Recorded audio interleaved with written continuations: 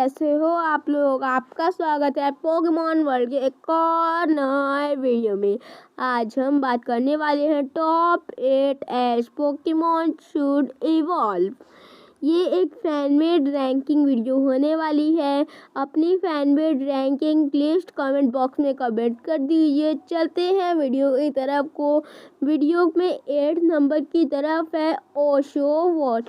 ये ऐश का Unova reason का पोकेमॉन है और ये बहुत पावरफुल पोकेमॉन है। इसने अपने फर्स्ट स्टेज में रहते ही बहुत सारे पोकेमॉन को हराया है, पर ये अपने पूरे स्टेज में आने के बाद बहुत सारे पोकेमॉन को हरा सकता था। ये ऐश के क्यूटेस्ट पोकेमॉन में भी आता है। चलते हैं वीडियो की 7 नंबर की तरफ को। 7 नंबर पे है स्नाइपी। इसको तो ऐश को भाई इतना थकाया था पकड़ने में।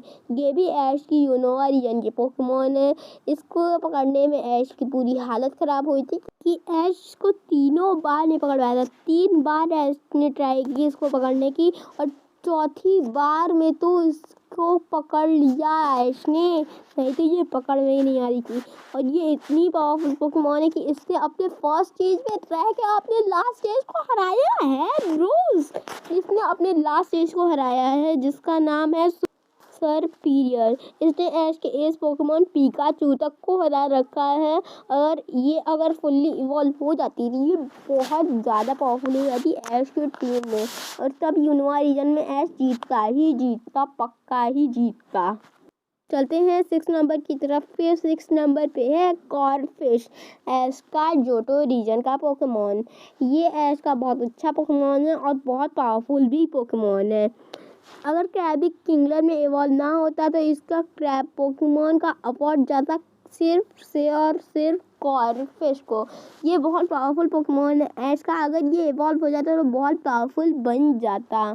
इसने ऐश की जोटो रीजन में बहुत ज़्यादा अच्छी परफॉर्मेंस की है। अगर उसके पुराने पोकेमॉन्स वापस ना आते तो। चलते हैं 5th नंबर की तरफ पे। 5th नंबर पे है राउलेट। ये ऐश का अलोला रीजन का पोकेमॉन है। ऐश की अलोला रीजन को जीतने में इसका भी बहुत बड़ा ही हाथ है। इसने अपने फर्स्ट स्टेज में रहकर अपने सेकंड स्टेज और अपने थर्ड स्टेज को हराया है। अगर ये एवर स्टोन ना खाता अलोला रीजन में तो ये बहुत पावरफुल होता। अगर डेसिडुआ में इवॉल्व हो जाता तो, अगर ये अपने फुल्ली इवॉल्व में चला जाता है ना, तो सब पावरफुल पोकेमॉन भी डरते हैं ऐश की इस पोकेमॉन से। जैसे इंसिनोरॉड हुआ, बहुत सारे पोकेमॉन हुए।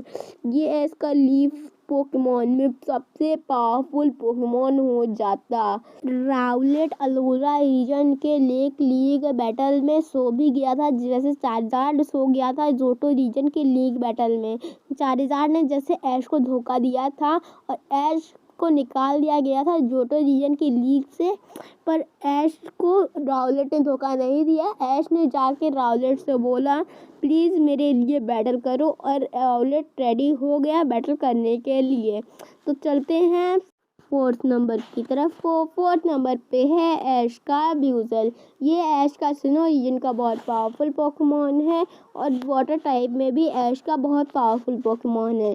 इसने भी अपने सेकेंड स्टेज को हरा रखा है और इसने उस जिम बैटल में बहुत अच्छी परफॉर्मेंस दी थी और लास्ट में अपने सेकंड स्टेज के पोकेमॉन को हराकर ऐश को वो जिम बैटल भी जितवा दी थी। ऐश ने इसको ट्रेड किया था डॉन से एपॉम के बदले।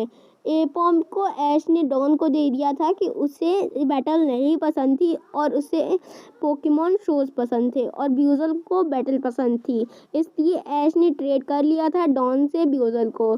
चलते हैं 3rd नंबर की तरफ को। 3rd नंबर पे है ऐश का गिबल। ये भी ऐश का सिनो रीजन का ही पोकेमॉन है, पर ऐश ने इसको सिनो रीजन के लास्ट में एकदम पकड़ा था, इसलिए ये इवॉल्व नहीं हो पाया अपने लास्ट स्टेज में। ये अपने गार्चॉम्प के लेवल पे नहीं पहुंच पाया, इसलिए वो गिबल में ही रह गया। पर ये गार्चॉम्प में अगर इवॉल्व हो जाता ना तो क्या सूडे लेजेंडरी पोकेमॉन बनता गिबल। ये बहुत पावरफुल था अपने फर्स्ट स्टेज में ही। इसने भी लीग बैटल में बहुत ज़्यादा पोकेमॉन्स को हराया था और ऐश की मदद की थी सेमीफाइनल्स में पहुंचने के लिए। ये ऐश का बहुत पावरफुल पोकेमॉन बन जाता सूडो लेजेंडरी में। ऐश के पास ज़्यादा सूडो लेजेंडरी पोकेमॉन नहीं है, फिर भी ये बहुत पावरफुल बनता अगर सूडो लेजेंडरी में इवॉल्व हो जाता। तो चलते हैं सेकंड नंबर की तरफ। और सेकंड नंबर पे है अपना पिग्नाइट। ये ऐश का यूनोवा रीजन का पोकेमॉन है। इसे एक ट्रेनर ने रिलीज़ कर दिया था क्योंकि टैपिक एक वीक पोकेमॉन था, पर आगे चल के ऐश ने टैपिक को कैच किया और उसके साथ ट्रेनिंग करके वो इवॉल्व कर दिया पिग्नाइट में। इसने अपने ट्रेनर के साथ एक बार बैटल भी की थी, जो टीम बैटल थी स्नाइवी और उसके ट्रेनर के पास है मैगमोटर एंड एम्बोर। स्नाइवी तो पहले ही हार गई, वो दोनों पोकेमॉन बचे हुए थे, बट पिग्नाइट ने उन दोनों पोकेमॉन को हरा दिया, जैसे एम्बोर और मैगमोटर। उन दोनों को हराकर पिग्नाइट ने दिखा दिया कि वो अपने सेकेंड स्टेज में रहते भी ऐश के बहुत पावरफुल पोकेमॉन्स में आता है, और वो अगर इवॉल्व हो जाता अपने पूरे स्टेज में तो वो कमाल दिखा देता। ऐश ने एम्बोर को हरा कर दिखा दिया कि ये भी अपने लास्ट स्टेज को हरा सकता है सारे पोकेमॉन की तरह। फर्स्ट नंबर पे चलने से पहले वीडियो को लाइक कर दीजिए और चैनल को सब्सक्राइब कर दीजिए। आज का लाइक गोल है 15 लाइक्स का। ये लाइक गोल कंप्लीट होते ही नई वीडियो डल जाएगी या डल चुकी होगी। चलते हैं फर्स्ट नंबर की तरफ पे। फर्स्ट नंबर पे है बल्बासौर। ये ऐश का कैंटो रीजन में ग्रास टाइप पोकेमॉन्स में बहुत पावरफुल पोकेमॉन है, और ये एक पोकेमॉन ग्रुप का लीडर भी था। इससे पहले ट्रेनर्स अच्छे नहीं लगते थे, पर ऐश ने पोकेमॉन की मदद करके इसका दिल जीत लिया और ये चाहता था कि वो ऐश की पोकेमॉन टीम में आ जाए, और इसने ऐश की टीम में आने की सोची और ऐश के पास गया और ऐश ने इसे अपनी टीम में रख लिया। ऐसे ही ये बहुत पावरफुल पोकेमॉन है। ये एक चार्जार्ड लेवल का पोकेमॉन हो जाता अगर वीनासौर में इवॉल्व हो जाता तो, पर इसे एक डर था कि अगर वो चार्जार्ड में इवॉल्व हो जाता तो उसे बहुत ज़्यादा गुस्सा आने लगता और चार्जार्ड की तरह बिहेव करने वाला लगता, जैसे चार्जार्ड ने जोटो लीग में ऐश के साथ किया था। ऐश वर्सेस रीची के बैटल में वो बेच बैटल में ही सो गया था और ऐश को जोटो रीजन की लीग बैटल से निकाल दिया गया था। ऐसे ही सोचकर बल्बासौर अपने फुल एवोल्यूशन में नहीं आया। अगर वो फुल एवोल्यूशन में आ जाता, अगर वो वीनासौर में इवॉल्व हो जाता तो आज वो चार्जार्ड लेवल का पोकेमॉन बन जाता। इस वीडियो में इतना ही था। सी यू अगेन, बाय बाय।